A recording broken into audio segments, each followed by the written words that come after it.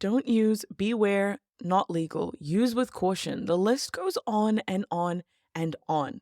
So many people are being told to steer clear of this resource that is a great asset to an employer. Did you know that you can actually test someone out before you hire them? I'm not talking about trial periods or probationary periods. I'm speaking about pre-employment work trials. If you stick around for this episode, I'm going to get into all of the details on how you can use pre-employment work trials safely and how this can benefit your business so that you hire the right people for the job.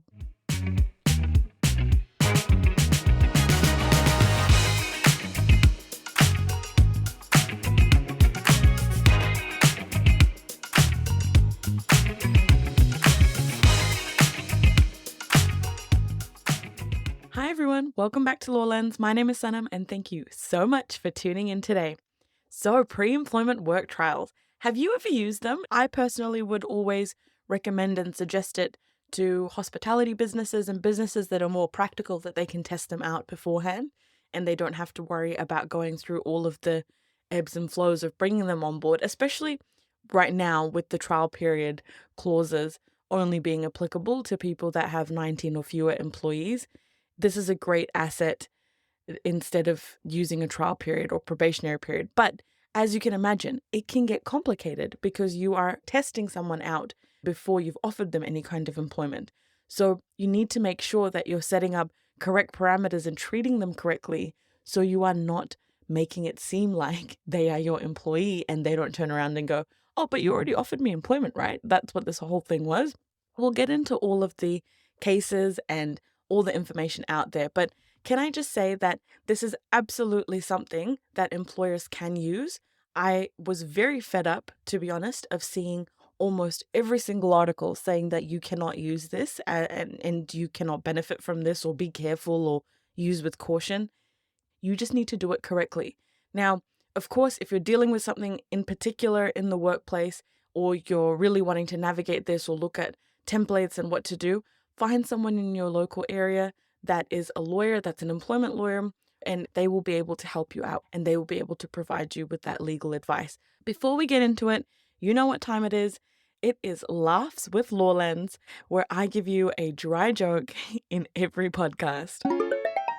Our computers went down at work today, so we had to do everything manually. It took me 20 minutes to shuffle the cards for solitaire. Remember the days when you would play solitaire or Minesweeper? I did download the app recently, but it was very short-lived and I didn't play it for that long. The best thing about this particular dry joke is that it's a perfect segue into our conversation because you don't want to be dealing with an employee playing solitaire all day. You want to make sure that you've got the right candidate with the right skills and you want to make sure you've hired the right person. If that is the case, then let's get into what is actually a work trial. So a work trial is very, very different from a trial period. I'd like to just set that out now so we can move on and not talk about trial periods anymore. Trial periods are used to test out an employee effectively for 90 days and see how they fit in with the company and how their skills are. And that would usually apply to somebody that has 19 or fewer employees at the time of hiring. Now that will change, I believe, this side of Christmas with the national government. But like I said, this is not to do with a trial period. This is to do with work trials. Think of a work trial as another step in the interview process. They are a candidate and they are not an employee. So work trials, they're a candidate, not been offered employment. Trial periods, they have been offered employment. They are placed on this for 90 days. So now I'm going to eradicate all conversation and all discussion around 90-day trial periods. This is just about work trials. You don't have to call it a work trial.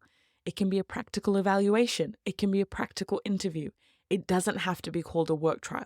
So you have different terminology there, and please do not call it a 90-day trial period. Make sure that it's all about the fact that you are testing out skills and it is more of a part of an interview process. So like I said, it is about a candidate. You're at the candidate stage of the process and it's all about pre-employment. You're testing out the candidate's skills. You're trying to see if they're going to be able to be up to par when it comes to them coming into the business, and it's all unpaid. So when would you use a work trial? let's say you've done a phone interview. You've done a phone interview and you've gone, hey, this person sounds really great, but let's see if they can actually cook a dish like the way that they said. Then you would invite them in for another interview potentially, and that would be showing their skills off to make a particular dish. So you would want to test their skills out and see how their skills stack up to the role that they will be doing. And an example of this, like I said, is somebody that might be cooking for the business, or it could even be a barista, and you might want them to be able to make a cup of coffee. I mean, when I was working in hospo, how many people had I seen? A lot. That would lie about the fact that they could make a cup of coffee, or that they could make a particular dish, or even just cut onions. So you definitely don't want to be in that kind of situation where you're now backed into a corner because this person's not good at their job. It's very, very common in certain industries like hospo, maybe even an office job. I know I've definitely been asked to review contracts or prepare particular letters or to send my work through. So it definitely has its place, and it depends on the industry. But if you're noticing performance issues in a particular role, I really believe that this will be a great benefit to you as an employer and or a HR professional, because what you can do is go, okay, we've got to churn because these people are always having issues with their performance. They're really not meeting the standards that we need them to meet in terms of their skill set. So why don't we just test the waters a little bit, but do it in the safest way possible? We'll have a look at the main case that came up around this particular area, and it's we call it the salad bowl case. And it was a hip and happening case. I'd like you all to know that. It was a very big case when it came out. The salad bowl case is a 2013 case, but the case has withstood the test of time. It is there and it is not going anywhere, and this is the precedent that we have. I'll get into another case as well, but this is the precedent that we have. In the salad bowl case, we had Miss Howe-Thornley who applied for a job that was advertised by the salad bowl. The work trial took place over 2 days. We're going to get into that being okay or not. And they were 1.5 hours each. So that's a long time. That is a very, very long time. And she was asked to prepare salads. She cleaned, she operated the till and interacted with clients. And she was also expecting to be paid. Now, here's where it gets really interesting. After the trial happened, management noticed that $50 was missing from the till. So they did not officially offer Miss Howe-Thornley employment. And they basically said, we are not going to offer you employment by text. It's like breaking up with someone by text. I would not recommend it. But they did do that. They sent her a message by text and said, hey, no offer of employment. Now, that's one case. You can see I've pointed out a few red flags there. The length at which the work trial is, the fact that we've got paid work trial, all of these things are things to be mindful of. Now, we'll get into the next case. It is similar situation, but a particular person was asked to come in and they were interviewed, and then they were told to make 3 coffees for 2 directors. The directors said that they would need to come in again for another shift. And the next day, the person worked 8 to 4 p.m., 8 a.m. to 4 p.m. They worked a shift, and then they asked for payment. And then one of the directors said, excuse me, this is not a paid trial. This is all unpaid. Later in the day, this particular person was then offered employment, but still told that this is an unpaid trial. So even though they liked their work, they still said, no, it's an unpaid trial. So you get the job, but not the money for that particular shift. Smart person. And this is where employers can get tripped up. All it will take is exactly what happened in this case. This particular person declined the offer because they probably went and got a little bit of advice from someone and said that, no, I want to be paid. And I want to be paid for the fact that I had to organize daycare. I had to travel into work, which was really difficult. And if that's the case, then I want to be paid for my time. So what happened? Raised a personal grievance. And what happened out of these particular cases, and this is what the employment court's positioning is that the first thing that the employment court did was they looked at the meaning of Section 6 under the Employment Relations Act. This is where we look at the employment relationship forming, if there's an intention to be an employee and what the definition of an employee is. And under Section 6, a person that's intending to work is someone that has been offered work and has accepted work as an employee. And then the next thing is testing out whether they're a volunteer. So this is why it is called the salad bowl case. Because in that first case that I talked about, where it was the salad bowl case and we're dealing with Miss Howe-Thornley, she expected to be compensated for the hours that were worked. And she couldn't have been classified as a volunteer under the Act because they always have to break down the legislation, even though it might be very obvious to us. They will need to break it down and explain why it doesn't meet certain criteria. And the kicker about this case, and the one thing that always makes me laugh, is the fact that she did receive a non-monetary award. She did receive something. It just wasn't in money. And guess what it was? A salad that she made at the trial is what she got to take home. And the courts looked at that and said, that is a non-monetary award. Yes, in New Zealand, we have a case where a person was considered an employee because they took home a salad. So you can see why a lot of people are saying use with caution and beware. It's not a good idea for employers to use this because someone literally walked away with the salad and swindled so much money from the employer, which I will get into the exact amounts. But there were other parts of that case as well. And the employer was in the wrong in certain circumstances of each case. And the other thing that the court looked at was interviews don't usually mean employment. It's very rare that an interview will mean that, hey, you've been hired. The line gets crossed. So keep this in mind. This is what the courts are saying. The line gets crossed because the employer gains economic benefit from that person's activities. So from that candidate's activities.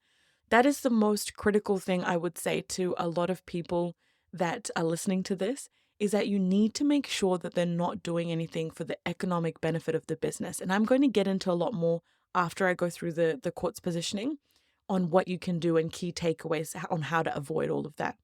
The next thing that they mentioned is that the tasks that were completed were very similar to what she would have done and undertaken as an employee. For example, prepping salads, cleaning after people left, or cleaning up after customers, or preparing those salads that were sold to customers. Those are all things that will blur the lines and will lean them more towards an employee than a prospective employee or a candidate that's just coming in for a trial. The employment court's exact position on the second case was that this case was different. The employee didn't accept a job offer. They turned around and they were offered employment, but they didn't accept anything. The first one, with the salad bowl case, that one was about the fact that we don't want this person to be working here. We don't want this person to be stealing money from us and taking $50 out of the till. So that was a different scenario. Whereas the second case that I discussed, the employers chose to offer this person employment, and this person is the one that declined. Now, was it a work trial is the question. And even though it was not good enough because the person that came in for the trial worked independently and prepared food and beverages, service to customers, help with transactions. So it wasn't good enough for the employers or the people that were conducting the work trial or guiding her through. It wasn't fair for them to turn around and say that this was not an actual work trial. And on top of that, they performed work that was for the economic benefit to the cafe. There is a line, like I said, and like the courts have said, about testing someone's skills out at work. There is a particular line that should not be crossed. So, what were the consequences of this case? I'll get into the consequences, and then we'll talk about the key takeaways on how you can harness employment relations in your workplace when it comes to these work trials. If used incorrectly, it can really jeopardize the 90-day trial period. That's the first thing I thought of, which a lot of people don't really talk about. Now, the main area of this that we're going to look at as an issue is that you can't terminate because the trial period doesn't apply to someone who has previously worked for you. And if you look at it in this particular scenario, in this weird way, what ends up happening is that this employee or this person technically has come in and worked for you a day before. And then now you're offering them employment. So they've already worked for you before signing any agreement under the eyes of the law if you do this work trial the wrong way, which means that it makes the 90-day trial period null and void. That's where an employee can still bring a claim and a successful claim. So think about that. You don't want to jeopardize other areas and other resources that you can use as an employer. The threshold or the amount that employers are paying, we know are much, much higher now. Now we're looking at the tens of thousands.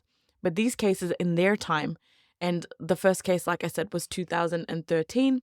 The second case was in 2019. These two cases, $9,000, $6,215. That's right. That's how much the employers had to pay. That is a lot of money for that time for a very easy thing to fix in terms of making sure that you get the process right. Now, if something like this happens, you might be staring at, like I said, tens of thousands of dollars, depending on the severity of the case. Very interestingly, the second case, that went to social media. It became a whole thing where the employee or the person claiming that they were an employee took to social media, went after the business's directors. They wrote bad reviews. Then the directors turned around and went after the employee's mother, their business, and wrote all of these horrible things online. And this was all spelled out in the case. So could you imagine having this all laid out in front of someone? This is where reputational damage and damage of those around you is something to really consider. Everybody knows all of your dirty laundry. It's not a good look. So those are the consequences that can come up, and that is what came up in these particular cases. Let me tell you how you can make this work for you.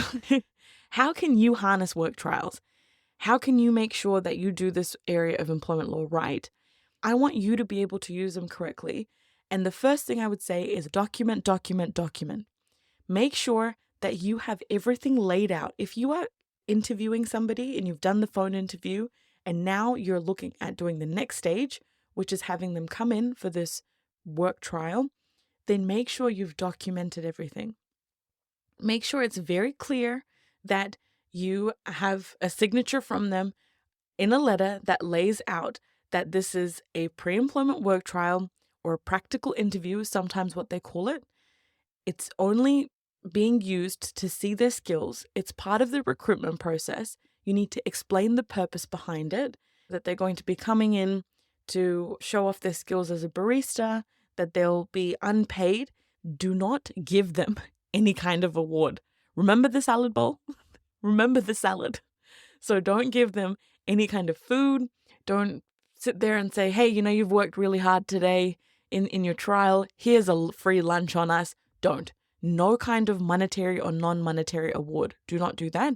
It will be fully unpaid. They are literally coming in to show off their skills. It's a practical interview. It's just there to see exactly what they're doing. Make it clear in your correspondence to them in that letter that there is no guarantees of offer of employment. You are not there to be telling them that, yep, 100% they'll walk away with an offer. Now, this is very, very, very critical. Like what happened with the salad bowl case or with the second case that I discussed, you need to make sure that none of the items that they are making, so if they are making a dish, let's say it is spaghetti bolognese, the spaghetti bolognese cannot be served to any customers. It cannot be for the economic benefit of the business. Sure, the directors of the company that might just want to taste it to see how this person has done, they might want to test it out. That's fine. Same thing with the coffee. It should not be served to a customer. They should not be cleaning up after a customer. People always used to say to me, I need them to see how they're going to clear tables.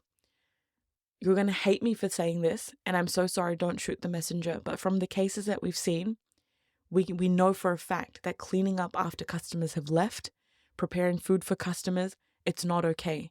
So the thing that I would suggest is literally to make a mess out of a table, and then you get this person to come in and you clean that up. That's what I would suggest, because there is no other way that you can really go about this other than making sure that you really separate that economic benefit piece.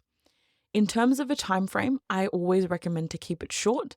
Make sure it looks less like a shift. So the less that it looks like a shift, the better. You want to make sure that it is one session. Do not make this over a few days or a couple of days. No, it's one session. You're just trying to keep it very short and sweet, maybe a couple of hours at best, and make sure that you list out exactly who they will be meeting with, who will be supervising them for the day, and make sure that they are actually being watched. So they're not going off and doing other things and all of a sudden somebody's handing them a pan to plate this chicken to serve to a customer. You don't want to get into all of that.